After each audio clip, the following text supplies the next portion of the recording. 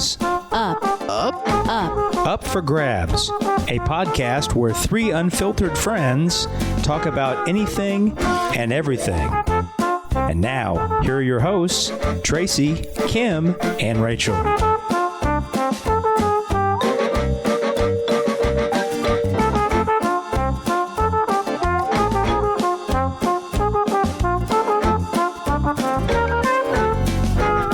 Welcome to Up for Grabs. And today on Up for Grabs, we are going to be discussing all things motherhood. And I'm here with my good friends and also mothers, Tracy. Hello. And Kim. Hello. Happy Mother's Day to everyone out there.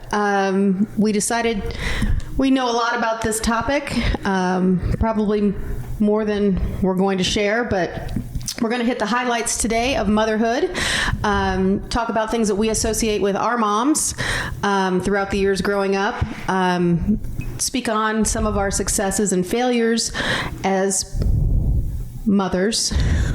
And Kim did say that it was easy to think of the failures. Yes. Yeah, my failure, that list was long. And then we're going to wrap it up by giving just our general philosophy of parenting, because I think that'll be fun, because I think there'll be very different philosophies. Agreed. Yes. I mean, and then we'll probably all have the very same thing, but that's okay. I was doing a little bit of research because I didn't want to be out researched by Kim, and Or me. Right. Or Kim.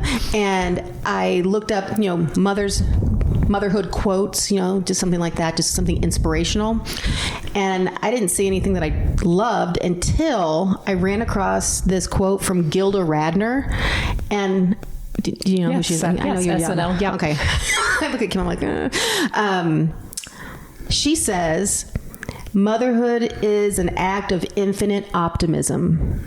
Oh, that's good. Yeah. And I like that. Yeah, I agree. And I don't feel like I'm a super optimistic person, but apparently by becoming a mother, I engaged in an act of infinite optimism. Yes. Well, I think that's the only thing that gets you through.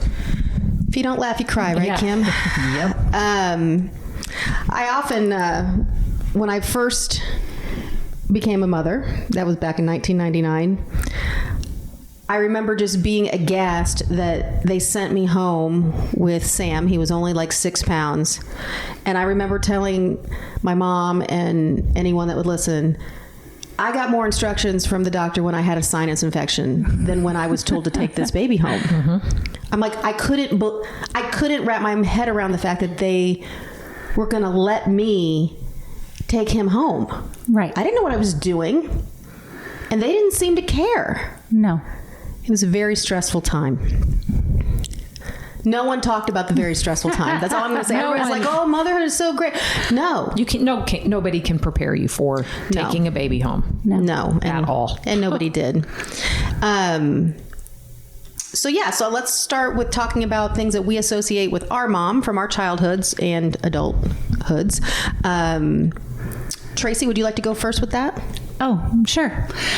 So my mom was like, did it all. Bring home the bacon and fry it up in a pan? 100%. She also wore Charlie, and I think that's Anjali or something. It was Anjali, but she did wear Charlie. So did my mom. Which I can smell it now. But then after that, she wore Bob Mackie, but you didn't ask. I don't know what that is. Bob Mackie cologne. My girls both have a bottle of it because when they miss her. Smells like it smells like her, yeah. And, but anyway, she worked full time. She was a secretary at a business, and then after that, she was a secretary to a judge in the drug court when it first opened in Marion County. So she was a little bit ahead of her time as far as like the job she had and stuff. It was very cool. But she also had 5 kids, and my dad was a full-time job. My grandma lived with us until she passed away. My uncle lived with us until he passed away. But our house just always had extra people. And my mom handled it like a champ. When I say she did it all, she was also like tiny and did her makeup and hair every day before she went to work. Then she would come home at 4:30, put her hot rollers back in. Oh my God. While she cooked supper, redid her makeup before my dad got home. Oh my. So that she looked good when he came home. Okay, I hope no husbands are listening to this expecting any of this to happen. The good news ever. is, well, they're good and the bad. my sisters and I say our husbands were sadly disappointed because if they thought they were getting that, they weren't. No. Like, she was so extreme, but like in a good way. Like I was in awe of her. Now, I also opted not to do that. I didn't see how she did it all, and she did. You wondered where the energy came from. Absolutely. Okay. Wow. And, she wasn't a health nut. She didn't cook that way. She lived on Little Debbie's and coffee, like whatever. But I still thought she did it all, and she did. And I know in your eyes, it was effortless. Did you ever talk to her about that? Like after you had kids, did you ever have the conversation, oh my God, Mom, how did you do this? How did you maintain that? No, because it was just her. Like that was the essence of her, was taking care of business, and she did. She was TCBing. She was TCBing all day long. What a compliment. That you, even as a child, or even that you recognize that. Oh, absolutely. That she just, that is a lot. I mean, that's working full time and all of that. Yeah. Well, conversely, I did not have that awareness because my mom, I wouldn't say she had as much going on as yours in terms of just the sheer amount of children and such. Right. But when we were like in 8th grade, so she had 3 teenagers, she went back and got her master's for education and like was doing all of that work after she came home she worked at a full-time job. She worked at an elementary school as a reading aide, and she wanted to go back into teaching. She used to be a teacher, but she needed to get her license updated. And I remember we were just, I never thought it was a big deal. I'm sure I wasn't even helpful about the whole situation. I was asking what was for dinner, really. And she's like, I have a paper due. Right. And she was doing it on the manual typewriter. I remember her and she was a very good typist, but manual typewriter, are you kidding? With the little whiteout sheets that you had to backspace. And yes. She had to do all of her papers on that for her master's. And for me at the time, I was not appreciative. I was like, okay, can you keep it down? I guess you're busy over there with your typing. I'm trying to watch Happy Days. Like, if you could cut it out. If you could go someplace else. I'm pretty busy. So bully for you for recognizing at the time that your mom was killing it, because that's wonderful. Okay, go on. Oh, what is, so am I going through my other 2 things? Yeah. Okay. So the next thing that I came up with was the time I asked her what we could ever do that she would no longer support us. Like, I said, what could I ever do that you would say, I'm no longer here? I was probably 14, 15. I don't know. We just testing we were the in boundaries? the car. Yes. Okay. I wanted to know, like, how what far could can we I push do? This? And she said, there's nothing you could ever do. And I said, well, what if I killed somebody? And she said, I would assume you had a good reason and I would support you. And I adopted that philosophy for my own parenting, and there's nothing they could do. And I believed her. I figured she'd help me hide the body. She'd be the first person you called? Absolutely. She would be her ride or die. She would be. Yeah. She would be.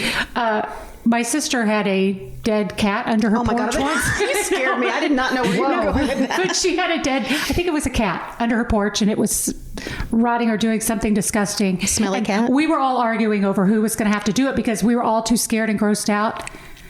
Mom got like a shovel and a spoon. I don't know. It was like nothing. She took care of it, disposed of it. It was no time. And I was you all were still arguing? She is the first call when I've got the body to get rid of. No doubt. And unfortunately, she's deceased, so I don't know whose job it is now, but you 2 are in the running. So I have a very squeamish stomach. I'm not. Oh, I'm all about that kind of stuff. I'll be there. Kim's got a true crime iron stomach. Yeah, I can't take it. So that was one that came to mind. And then the next part is that I think she really hit her stride as a grandmother, partially because of how busy she was as a mother. When she was a grandmother, she still worked part-time as a grandmother, and then my dad passed away, and she just had more time. And she spoiled all of the grandkids. They all would tell you that they were her favorite and believe it in their hearts. like the 5 siblings, we all know my brother's the favorite. She said it. So, which I don't think anyone's mad because Mystery solved. Yeah. It's always the boy. It was. And there's like no hate, no whatever, like, yeah, he's the favorite. Now, between the 4 girls, I think we would probably all say that we thought we were her favorite because she made us all feel that way. So I think she really hit her stride as a grandmother, and she did that. And the kids would go to her house, and she didn't have a lot of money. She didn't do a lot of like activities, but they would go over. They were like 6 years old, and she's soaking their feet in warm water and massaging their hands and, giving them each their own Jack's pizza. They were 6 and had a whole full pizza. So it was like little things like that they still want a Jack's pizza because it reminds them of grandma. Like all these little things that add up. That is so cool. That's what I think. I think that's great. And I think that some people, maybe more in our era now, think it's a lot more about giving kids an experience or, traveling somewhere, like making a big splash about things. And your mom had it completely right because the kids, they don't remember. No, they want to have one-on-one time with grandma. Yeah. And to feel special. And to feel special. Yep. And it appears as though she was an all-star about making everyone feel special. She really was. Well, then that's wonderful. Thank you. I hope you're a lot like her.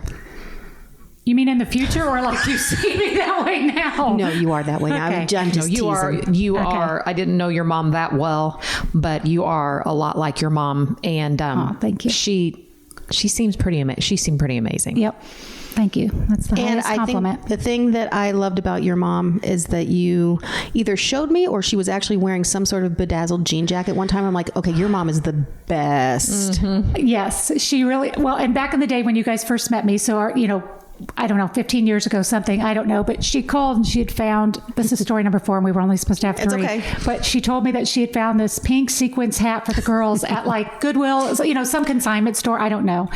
And then she called the next day and said, never mind, I like it. And she was keeping it for herself. I was like, what are you going to do with a pink sequins hat? And I have a picture of her and Alex both wearing matching pink sequins hats and sweaters. They wore it to McDonald's Playland. It was super ridiculous. So cute. Like she decided to keep it. Yeah. And good too for good, her. Too good for the grandkids. Yeah. I'm going to keep and this I one. am similar in a way with the bling. So I also get that from her. Oh, yeah. You inherited that. Where I think a feather in my hair is a good idea or... it's not? I think it is. But yeah. You're right. Vogue may disagree. They'll be calling you soon. Soon you'll be on the cover. Any day. With a feather in your hair. All right.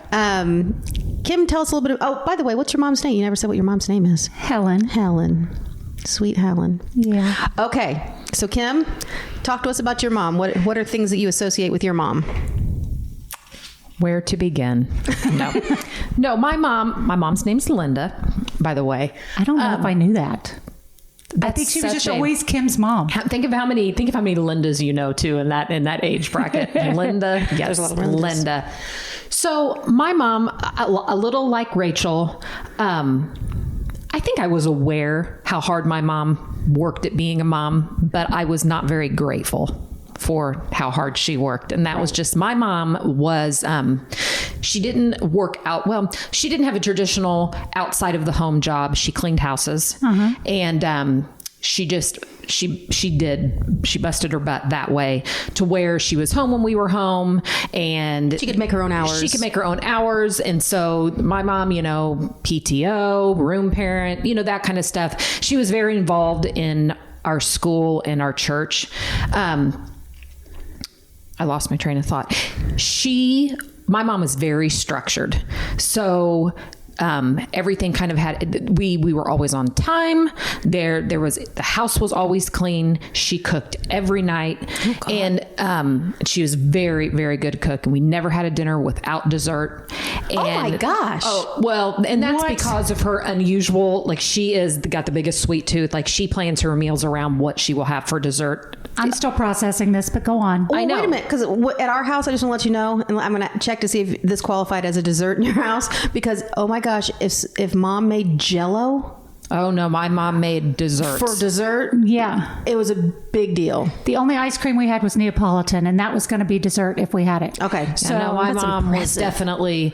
definitely a dessert. Because Joe, my husband, will tease me when I do occasionally cook. What's for dessert? Your mom always has dessert. I bet back in the day she made one of those Jell-O poke cakes. Remember, like those things people used to do? Fun fact: my brother Doug, that's his birthday cake request every year. Shut up. Yep. I knew people that got it. I was always jealous. And it's really easy to make. Cake, Well, you poke and you pour Jell-O. I mean, literally. Linda, if you're listening. And I'm going to have to tell her to. Tracy's birthday is October 29th. So my mom, I mean, I'm the oldest. And, you know, I took the brunt of a lot of stuff, and I tested her probably more than any of my other 3 siblings did. But that's how she showed her love. And I think at the time I was oblivious to it. I hated that we would wake up and have to dust and clean our rooms, but those kind of things carried over into how I parent, and I appreciate that about her. Can I weigh in real quick? Yeah, go ahead. My mom was not a cleaner. Our house was not clean. I don't like to clean. I'm not good at it.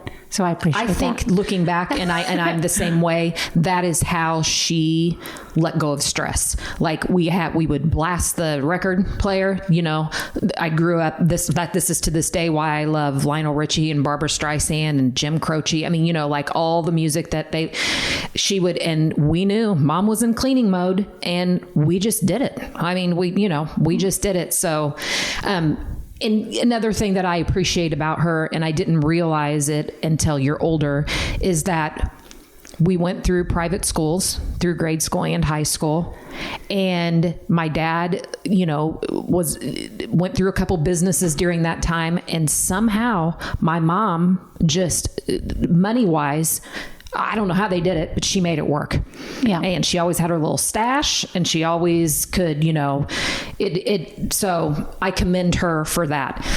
And that's something also, I don't know if your parents were like this, but they never talked about money around us. No. So as far as I was concerned, we had all the money in the world. endless amounts. Yes. Yeah. So when there was something, you know, when college came up or whatever, I just thought, well, of course I'll go. I mean, I never considered, hey, maybe that's going to be a financial burden to have 3 kids in college at one time. I don't know. No, I was like, no, I'm going. So let's just figure out, you know. So again, I was a jerk, but go ahead. Yeah. So, and then the other thing that I was thinking about, you know, I went through some tough, and who doesn't? I was the oldest. I was a girl. There was a lot. We had our moments during my teen years and really into my 20s. We had our moments, and I fought her helping me grow into a young adult. I've told people this before. I had more jobs than anyone I know because I fought working. You're not going to make me work. You're not going to make me do this. So I fought about every single thing that she was trying to rear me into becoming a responsible adult.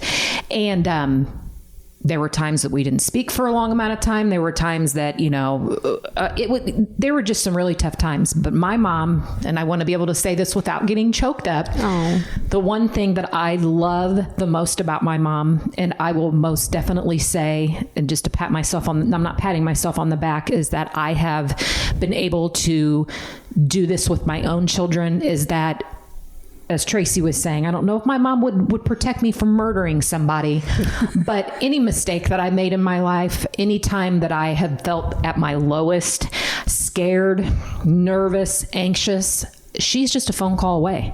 And she is such a good listener, and she is such a good, I went through that. Like, even if she didn't experience what I was experiencing, she made you feel like that she really did. Right. And she is the only person in my life that can ease my fears and anxieties.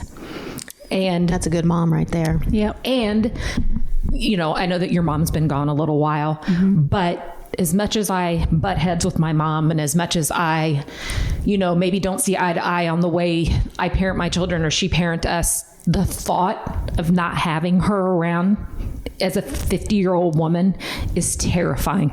Yeah. And that's how you know that your mom did a good job. Yes, absolutely. Because I think you always need your mom. Well, you brought up a good point about easing anxiety. I think that's a main mom job. Yeah.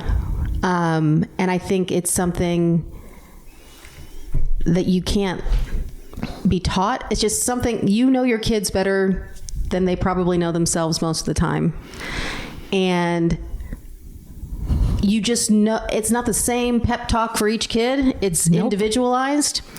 And I was surprised how that comes naturally. And when my mom, I was going to tell a story about when I was like in 5th grade, I went through a really anxious time where I didn't know what I was anxious about, but I just knew every morning I'd get up and not want to go to school. And I had like hives, and I'm like, there was something I was nervous about, but I didn't know that I was nervous. And every morning for a month, I would get up and it would be the same thing. And she was getting ready for work, and she'd have to sit down and she'd have to talk me off the ledge every day for a month. And I think, she could have done it. Yeah. And a dad would have done it for a day or two and then said, okay, get on with it. Knock this shit off. Let's go. We're done. You're done being anxious. That's right. Your anxiousness is over. But I just, after I thought about that after I was a mom, thinking, oh my God, she was getting ready for work. I know. She had 2 other kids she was trying to get out the door. But I'm you sitting didn't here feel crying. rushed. No. And she made me feel like it was fine. It was going to be fine. No, that's that. Yeah. It's good. Yeah. I'm getting all flustered with my words because I'm emotional about it, but that's what makes a mom.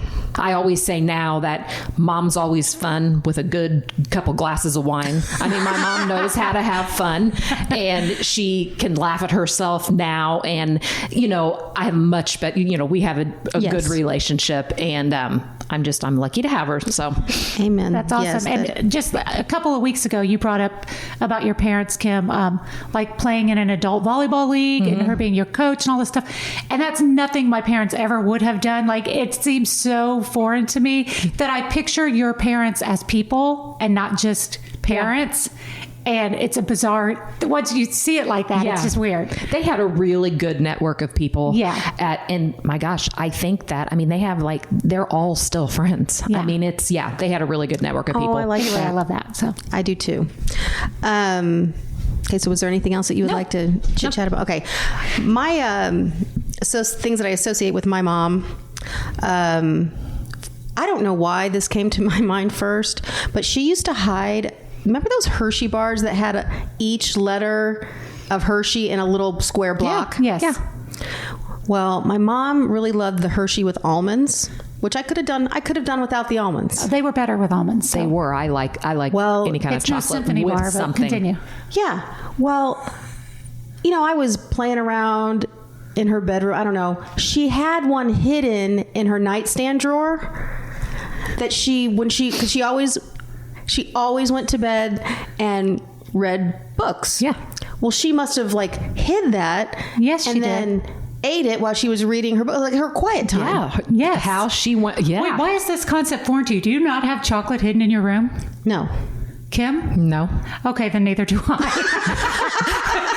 Everyone knows, though. It's like the worst kept secret. They want chocolate, they come in and they look in my room. But well, at the time, it everyone was did a that. secret. I don't know if my other siblings knew of the Hershey bar, but I gave myself away because I can't see it without eating some of it. And there was, H-E-R, Rachel R, Hershey. I ate all the R's, and then my mom was like, "Okay, who's been in my drawer? Who took my chocolate?" She just had a Giving it Hershey. away. It did, but I had the nerve to be like, "You keep chocolate in your room?" One of those things. So She bought it from Dollar Tree. It was a Hershey bar. Oh my God. I don't know who would have done that to you, Mom. That's terrible. So yes, I don't hide chocolate, but the fact that she knew she had to, and she did, because obviously I ate all the R's. That was her escape.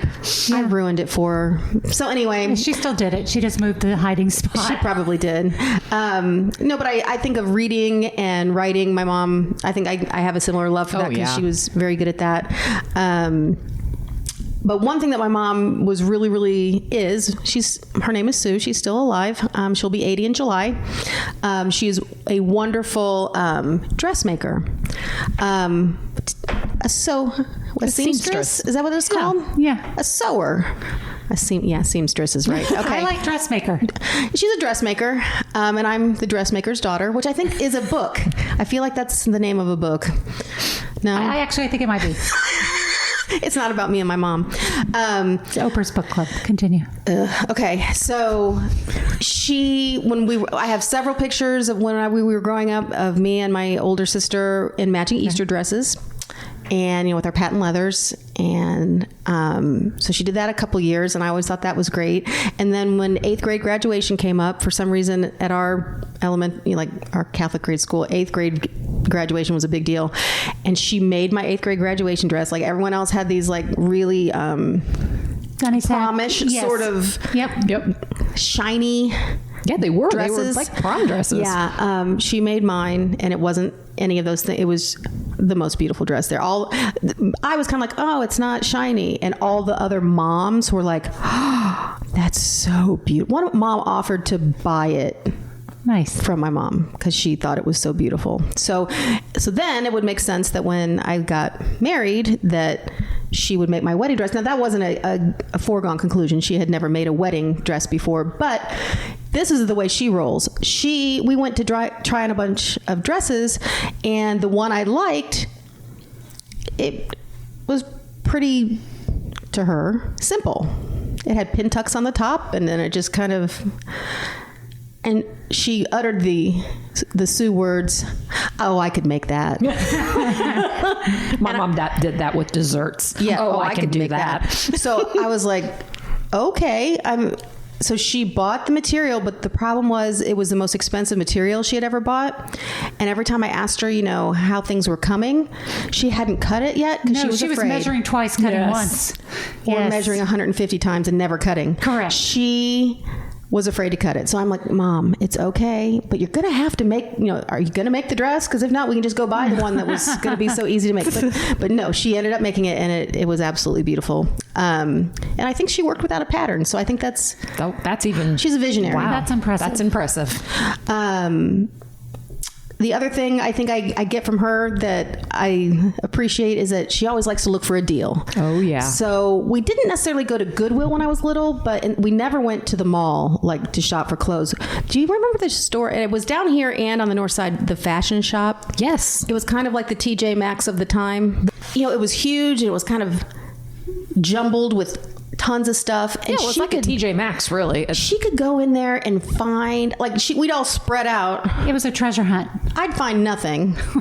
And she could find actual outfits that went together. I'm like, I didn't see, she could see the possibilities and things that Beautiful. I could not see. Yeah.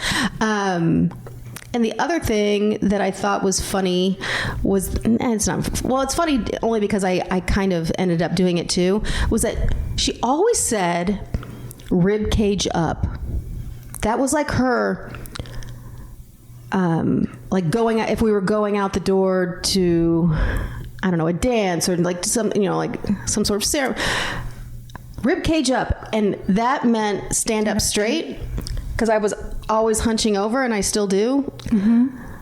But her posture was very important, I guess, to her. Because that, or I was literally Shaggy from Scooby-Doo, walking around. I'm Shaggy. I say boobs up, but I'm referring to when you're taking a picture of me, it has to be from the boobs up. Because that's a whole different thing. Whole different thing. I've never heard that. Well, that's what I said. She goes, well, if your rib cage is... Because usually you would say shoulders back. Yeah. No. She knew the science behind it. She said, if your rib cage is up, your shoulders will automatically go back. Love it. The teacher in her. I found myself saying that to Lillian and Sam because they're hunchbacks. How did they feel about that? They loved it just as much as I did. Yes. What does that mean? Mom, you're weird. Stop talking. Leave me alone. That kind of thing. Yeah, it went over really well. You do have good posture. No, I really don't. Well, you do right at this minute. Well, just speaking about it makes me put my rib cage up. The last story I'll tell about my mom, and she wondered why I would want to tell it, but I think it really says everything you need to know about motherhood. So she and I, when I was 10, went out to the tennis courts because she was trying to be a good mom and let's go out and do something fun and active together. Yeah. So we go out to the public tennis courts and we're playing like a game. Mm-hmm. and she calls the ball out, and I yell, "Liar!" All the courts heard it. Like the place was packed with adults, and it was me as the only kid. And everyone looked, and my mom, oh my gosh, she was so mad. I still to this day think it could have touched the line, but how she didn't hit me over the head with a racket, right? Yank me off the court. It's kind of like golf. It's a gentleman's game. You're not allowed to call someone out for cheating, even if they're cheating. Well, I told her that I must have just watched like a John McEnroe, Jimmy Connors match or something, and that was my first reaction to yell that my mom was a liar in public. Well, she shouldn't have lied. And I think we've all learned our lesson. Chase the ball, Sue. It was in.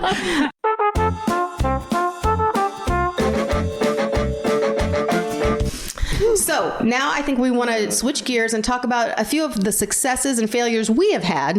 Now that we've talked about our moms and how great they are, let's talk about how great we are, or how not so great we are, Tracy. Okay. So first off, I will say that the power of suggestion. I used that a lot in parenting. I would say when they were little, 2, 3, I would say, put your toys away, say, okay, mommy. And so when I said that, they would say, okay, mommy, and find themselves physically going to get the toys. They had already said, okay, you already bought in, So I'd say, go to time to go to bed, say, okay, mommy. And then they'd say, so, okay, mommy, so I kind of just. It was like a Jedi mind trick. It was. And it worked a lot of the time. That is good. Because, you tell them to say something, they say something, but then it just kind of, stuck with that. It didn't work as well when they were teenagers, but it worked well then. I can only imagine what they might have said. You can imagine very well what they could have said. And I used that to my very favorite thing that I've done as a parent, which is from the time I would drive them to school when they were in kindergarten until their last day of school, senior year, the last words they heard from me were, be kind. So getting out of the car, be kind. When they would go take the school bus when we moved and they were in a public school and rode the bus, be kind. No matter, even if they were mad at me, whatever, walking out the door, those were the last words they said.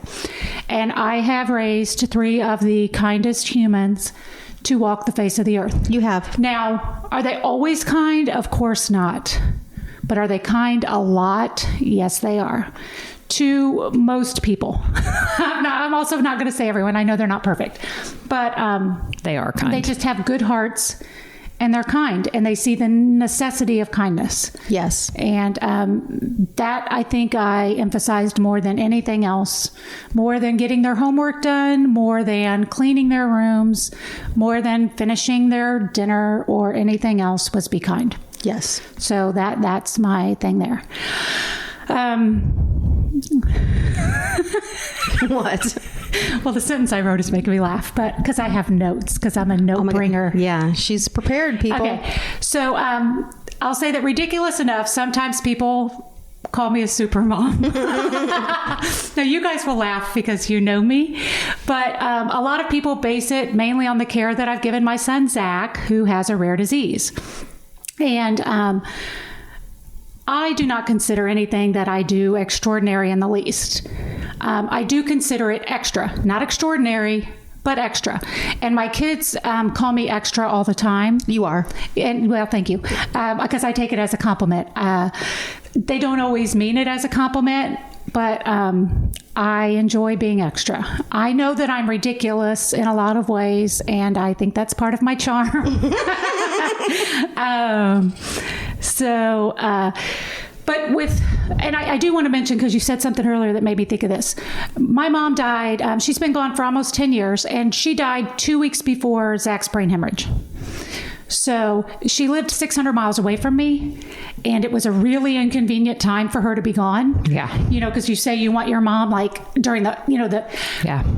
But I didn't have time to worry about her being gone, which was a little bit of a blessing, because I really, I could have very easily gone into a major depression. I'm 600 miles away and lost my mom.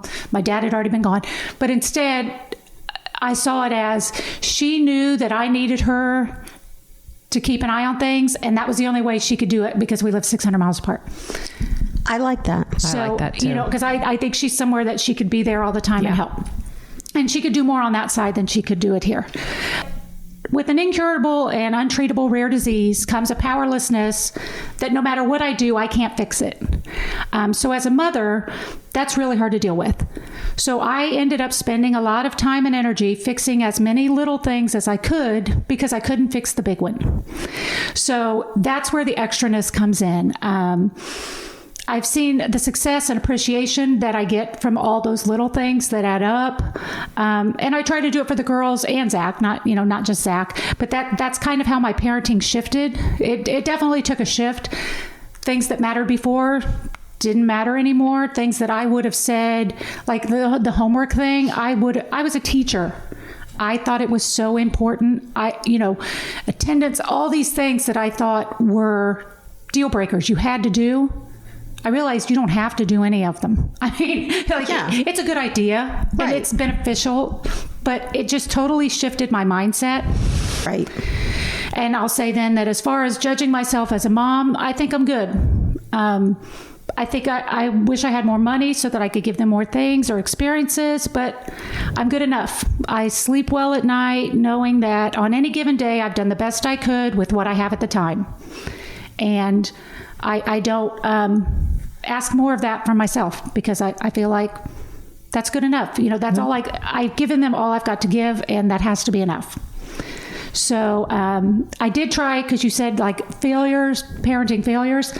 I really racked my brain. I couldn't come up with any. You should have called me. I would have drawn up a list for you. I knew you guys would enjoy that, especially when we started off and you guys said how you had a bunch. I'm like, I don't even have one, which my siblings will laugh at that. And that is not in any way saying that I think I'm perfect. I just don't acknowledge them, I think. I don't know. But I'll go ahead and tell the story real quick that I like to tell people, and that's that when Zach did have his brain hemorrhage, he called home from the school nurse with a headache. And that was back when I followed the rules. So I said, you don't have a fever and you're not throwing up, so go back to class. And he was literally having a brain hemorrhage. So when anybody's feeling bad about themselves, I tell them that story because I say, at least you didn't do this. And Zachary likes to tell people and embarrass me about it. So that's super cool. But so that's probably my failure, but I can live with it. So she just has one, Kim. That's my one failure. That's her one failure. Wow. I knew you guys would love that. My kids are going to enjoy this as well when they listen. Well, Kim, did you have any problems thinking of any things that you did as a... I had more issues thinking of my parenting successes. Okay. So I'm just going to start with the fails. So, I don't think that I had more, when I was looking at fails, I was thinking more funny stories, Yes. Just things. I mean, I think that all in all, I think that, my kids are alive and breathing. They made it, So I just had a funny couple fails that we as a family still laugh and talk about. And I'll just say a couple here. My son, Jack, he was born in 99, so he's 22 now. The Wiggles were a really, really, really big deal. And, he loved the Wiggles, but for whatever reason, he was terrified of Captain Feathersword. Me too. Terrified of him. So he would watch the videos and then Captain Feathersword was on and it was like a sick joke. He would scream and cry. Like that was how we got him to bed at night. If you don't go to bed. You threatened him with Captain Feathersword? This is going to be a parenting fail right now that you're outing Jack as being afraid of Captain Feathersword. We still tease him about it to this day. But one of my biggest fails was when the cousins were all little, the Wiggles were traveling and they were coming in concert, and peer pressure, there were like 10 cousins going at the time, probably not 10, probably like 5 or 6. They were all going, and I made Jack go. And imagine being, he's kind of oblivious because he was little. I think he was like only 4. Yeah. And, Rosie, the dinosaur, comes out, and Greg and Jeff. Who was the one that always fell asleep? I think it was Jeff. Wake up, Jeff. Wake up, Jeff. Yeah, might have been Jeff. So we get to the point where Captain Feathersword makes his appearance, And Jack has an out-of-body experience. Like, it was the most ridiculous. I felt like it was child abuse. It was the most god-awful thing. And I kept him there because I was like, as a You'd mom, already paid for the ticket. as a mom, I was like, well, he's just gonna, it's fun, like, so we still tease to this day that anytime Jack hears a Wiggles song, mashed banana, or, like anything, That's a flashback. he has PTSD. Bad. God love his little heart. And he was my first, so I would have never, it was, I wish then we had cell phones, because good Lord. That could have been a good video. That could have been a good video. And so I have 2 girls. I have a 19-year-old and a 16-year-old. Good times, let me tell you. And these girls I was asking them for my parenting fails, because why not? And I mean, literally, the list went on and on and on. Like the time that I got them bad bangs from Great Clips. I mean, who hasn't gone to Great Clips? We all had that and had a bad haircut. Yes. And I mean, bad. Yes, both bad of my bangs. girls have looked like Lord Farquaad at some point. Well, I don't know why, but like Joe would incorporate it. He would say chitty chitty bang bangs. Like, I mean, they were terrible. Terrible. And Maddie loves to remind me, so there was an 8th grade teacher at St. Barnabas. She's a legend, Mary Jaffe. And Mary Jaffe was, she could be tough, and her bark was worse than her bite.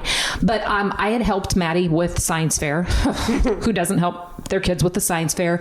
And I decided that I would do the lettering. That's all I was really going to do. She was very good about getting everything else together. And I spelled sweetener wrong on the poster board. And Maddie didn't catch it, so I'm kind of blaming her. And I'm notorious for spelling words wrong.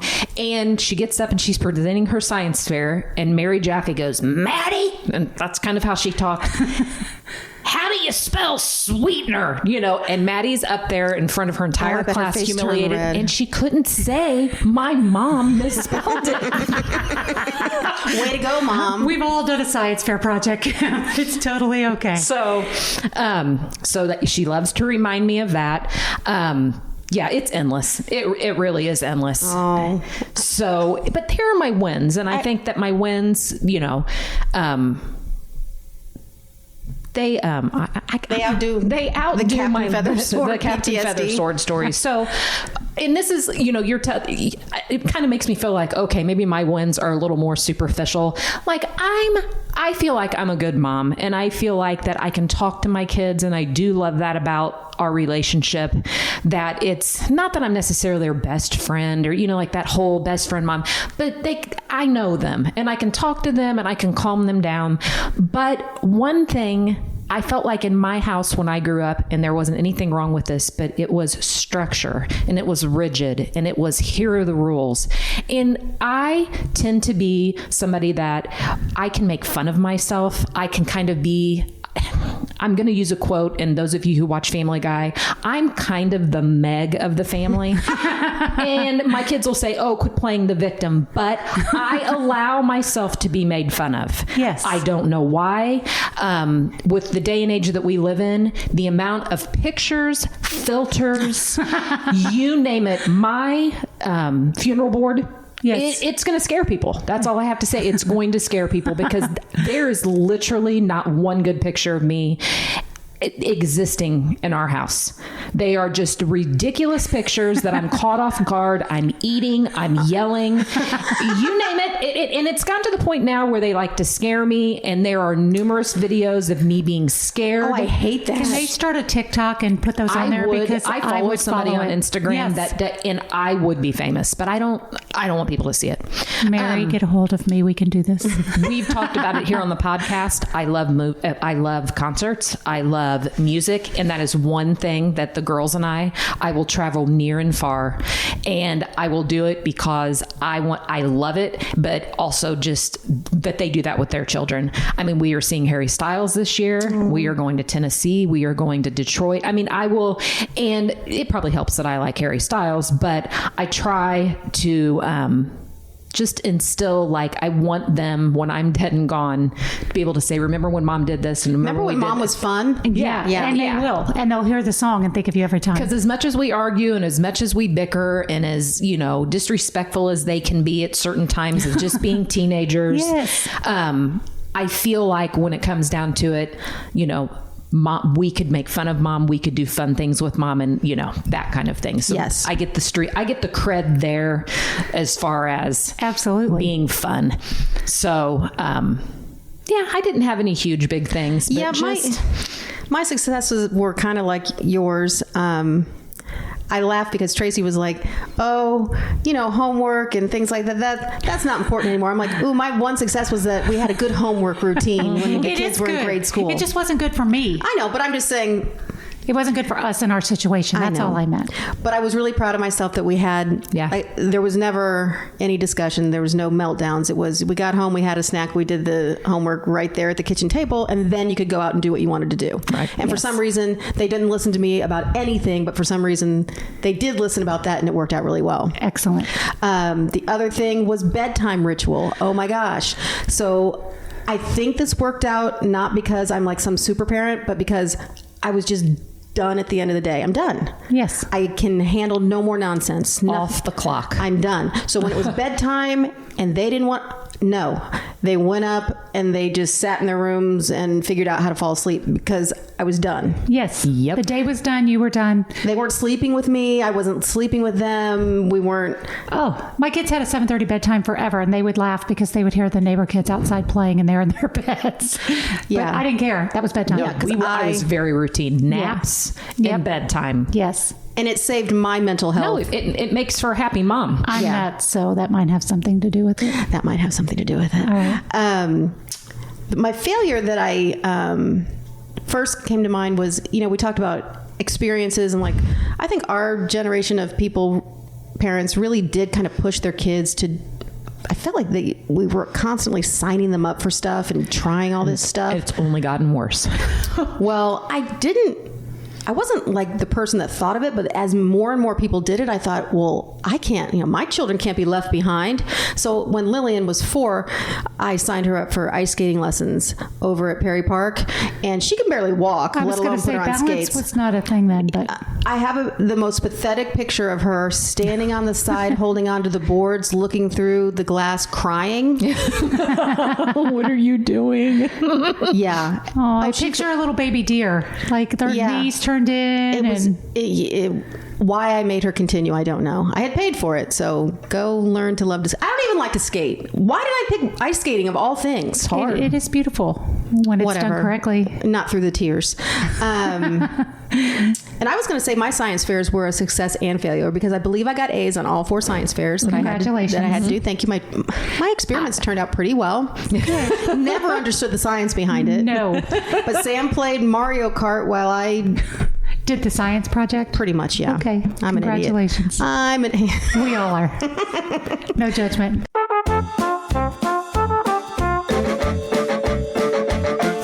So Tracy, let's wrap it up here with just a general philosophy of parenting. And you've kind of already hit on it, but yeah, I kind of hit on it.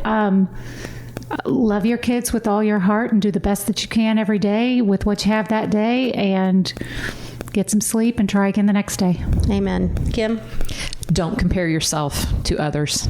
I think that moms beat themselves up. It's not a contest. And, now we've got social media and, all the super moms out there. Let me tell you, behind closed doors, everybody struggles, everybody fails, and just love your kids. Yeah, love your kids and just do the best that you can. I love it. The only thing I thought of was my philosophy is just build your kids up, help them find what their talent is, and help them get it out into the world, and just be the person that we talked about, like unconditional love. Be the person that no matter what's going on, dead body or not, you got their back. I got their back. Yeah. So I think every person would like to know that they have somebody in their corner like that. So that's what being a mom's all about. Yep. Sammy, Alex, Zach, I love you. Oh, she had to throw in her kid. Yeah, I love my kids too. I love mine too. Most of the time. Sometimes. All the time. What the hell? I do. I love Sam and Lil. Lil sometimes a little bit more than Sam, and Sam sometimes a little bit more than Lil. Okay, I'm glad you added that second part because I didn't know where you were going with that. It depends on which day you ask me.